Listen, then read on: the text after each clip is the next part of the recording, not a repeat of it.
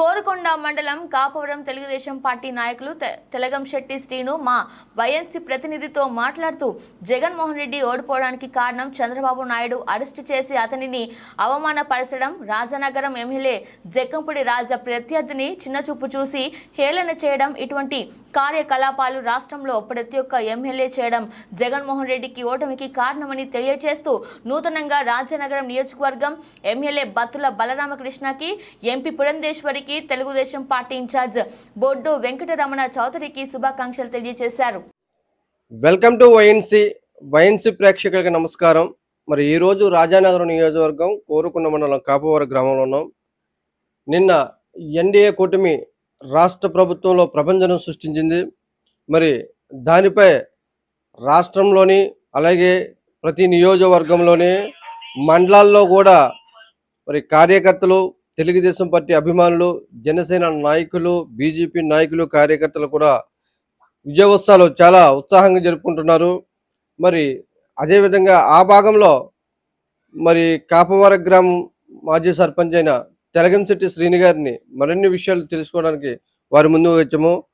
Sir చెప్పండి, ఈరోజు రాష్ట్ర ప్రభుత్వం ప్రభంజనం సృష్టించింది నారా చంద్రబాబు నాయుడు గారు, అలాగే మన జనసేన అధినేత పవన్ కళ్యాణ్ గారు, నరేంద్ర మోడీ గారు కూటమిగా ఏర్పడి ఈవేళ 175 ఉన్న వైఎస్ జగన్మోహన్ రెడ్డి గారికి కేవలం 11 స్థానాలు మాత్రమే మిగిల్చారు. ఈ యొక్క ప్రభంజనం మీకు ఎలా అనిపిస్తుంది సార్? ఈరోజు కూటమి గురించి మనం మాట్లాడుకోవాలంటే ఒక గ్రామం కాదు, ఒక రాష్ట్రం కాదు, ఒక దేశం కాదు, అన్ని గ్రామాల్లోనూ, అన్ని రాష్ట్రాల్లోనూ, అన్ని దేశాల్లోనూ కూడా పండగ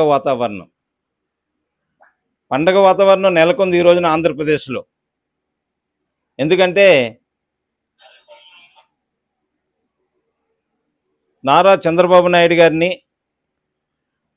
ఎన్నో ఇబ్బందులు పెట్టి, ఎన్నో బాధలు పెట్టి, ఎన్నో తిట్లు తిట్టి చివరికి రాజమండ్రి సెంట్రల్ జైల్లో కూడా ఆయన్ని బంధించడం జరిగింది.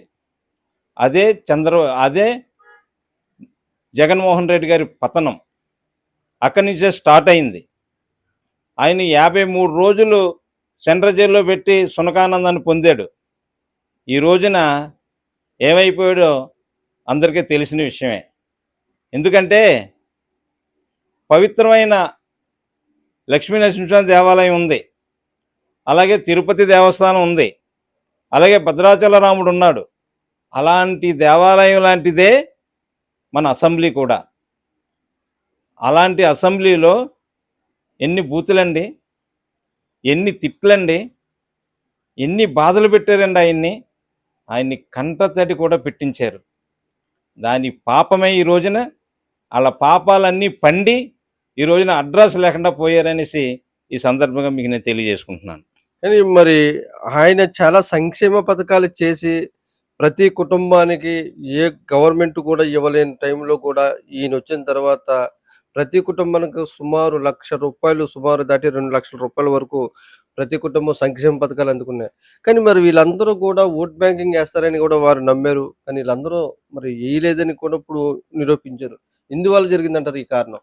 ప్రతి కుటుంబానికి మీరు ₹1,00,000 అందించారని మీరు చెప్తున్నారు, కానీ ప్రతి కుటుంబం నుంచి 3 లక్షలు లాగేశారు.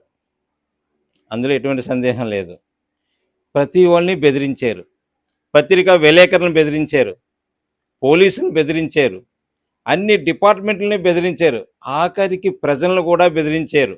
మీరు ఓట్లు వేయకపోతే మీ సంగతి చూస్తామని కూడా బెదిరించారు. అందుకనే ప్రజలు ఆ 151 సీట్ ఇచ్చిన దాంట్లో మధ్యలో 5 తీసేసి అటు ఒకటి ఇటు ఒకటి మాత్రం పెట్టారు. అది ప్రజా తీర్పు. ప్రజాక్షేత్రంలో ప్రజలను బెదిరితే ఎలా ఉంటుందో జగన్మోహన్ రెడ్డి గుణపాఠం చెప్పారు. మరి దానికంటే ఎక్కువ పథకాలు కూడా మరి కూటమి మేనిఫెస్టోలో రిలీజ్ చేశారు. మరి రేపు 9వ తారీఖున నారా చంద్రబాబు నాయుడు గారు ప్రమాణ స్వీకారం కూడా చేస్తున్నారు. మరి ఈ యొక్క మేనిఫెస్టోని కూడా మీరు ఎలా భావిస్తారు అనుకుంటున్నారు? ఖచ్చితంగా చంద్రబాబు నాయుడు గారు చేస్తారండి, ఎటువంటి సందేహం లేదు. ఎందుకంటే ఆయన సంపదను సృష్టిస్తాడు, సంపదను సృష్టించి ప్రజలకు పంచిపెడతాడు. అంతేగాని అప్పు తెచ్చేసి ప్రజలకు ముష్టేసినట్టు అయితే ప్రజలు స్వీకరించలేదు. అది అది ఏదో ఆయన తీసుకున్నాడు, ప్రజలు మన వైపున ఉన్నారు, డబ్బులు ఇచ్చేసాం, మళ్ళీ వాళ్ళ దగ్గర నుంచే లాగేస్తున్నామని జగన్మోహన్ రెడ్డి అనుకున్నాడు తప్ప ప్రజలకు ఇచ్చింది ప్రజల దగ్గరే పెట్టి మళ్ళీ ప్రజలకు పంచిపెట్టే పథకాలని చంద్రబాబు నాయుడు గారు చేశారు. ప్రజల దగ్గర లాగేసి మళ్ళీ ప్రజలకు పంచిపెట్టే పథకాన్ని జగన్మోహన్ రెడ్డి చేశాడు. లాగేటువంటి ఒకటే చెప్తున్నాను నేను, మందు 70 రూపాయలకి ఇచ్చే మందుని 200 తీసుకున్నాడు తాగుడు. విపరీతమైన రోగాల పాలు చేశాడు. చాలామంది ఆ మందు తాగి ఆటే తాగుతూ చనిపోవడం కూడా జరిగింది, మీ అందరూ తెలిసిన విషయం ఇది. కానీ ఈరోజు చంద్రబాబు నాయుడు గారు అయితే ఖచ్చితంగా ఏమైతే చెప్పారో అన్నీ అమలు చేస్తారు. కానీ ప్రజలు కూడా ఆయన్ని దృష్టిలో పెట్టుకోవాలి. ఎందుకంటే రాష్ట్రం సర్వనాశనం అయిపోయింది, ఎక్కడా సంపద లేదు, అప్పుల బారిన పడిపోయింది రాష్ట్రం అంతా. ప్రజలు కూడా ఆలోచించి ఫస్ట్ మనకు కావాల్సింది రాజధాని, 2 పోలవరం, ఈ 2 నిలబెట్టుకుంటే మన ఇంట్లోకి సంపద అదే పరుగులు పెట్టుకుంటా వస్తుంది. అది ప్రజలు ఆలోచించుకుంటే ఖచ్చితంగా చంద్రబాబు నాయుడు గారితో ఈ 2 మనం చేయించుకోగలిగితే ఖచ్చితంగా రాష్ట్రం కాదు ప్రజలు సుఖశాంతులతో బతుకుతారనేసి ఈ సందర్భంగా మీకు తెలియజేసుకుంటాను. మీరు చాలాసార్లు మాట్లాడేటప్పుడు, మీడియాతో మాట్లాడినప్పుడు రామరాజ్యం ప్రభుత్వం వస్తుంది అందరికీ కూడా, ప్రతి మీటింగ్లో కూడా, ప్రతి ఒక్క ప్రెస్ మీట్లో కూడా మీరు చెప్పారు రామరాజ్యం వస్తుంది, రామరాజ్యం కావాలి అని కోరారు. ఇప్పుడు రామరాజ్యం మీకు వచ్చింది, ఎలా ఉంది? రామరాజ్యం అంటే అండి నిజంగా రామరాజ్యం. ఇప్పుడు రాముడు చంద్రబాబు నాయుడు, మరి దాని తోడు ఎవరున్నారు? పవన్ కళ్యాణ్ గారు. రాముడి కంటే బలవంతుడు ఎవరు? ఆంజనేయ స్వామి. ఆంజనేయ స్వామికి రాముడికి యుద్ధం జరిగినప్పుడు రాముడు ఆంజనేయ స్వామి జయించలేకపోయాడు. ఎందుకంటే ఆయన భక్తి, చంద్రబాబు నాయుడు గారి మీద భక్తి, ఎంత యుద్ధం చేసినా కానీ ఆయన పువ్వుల కిందే ఆయన మీద పడి, అంచేత చంద్రబాబు నాయుడు పాలించేవాడు రాముడు, సేవించేవాడు ఆంజనేయ స్వామి. వాళ్ళిద్దరూ కలిస్తే ప్రజల్ని బ్రహ్మాండంగా పరిపాలిస్తారు, అసలు అడ్డు లేదు.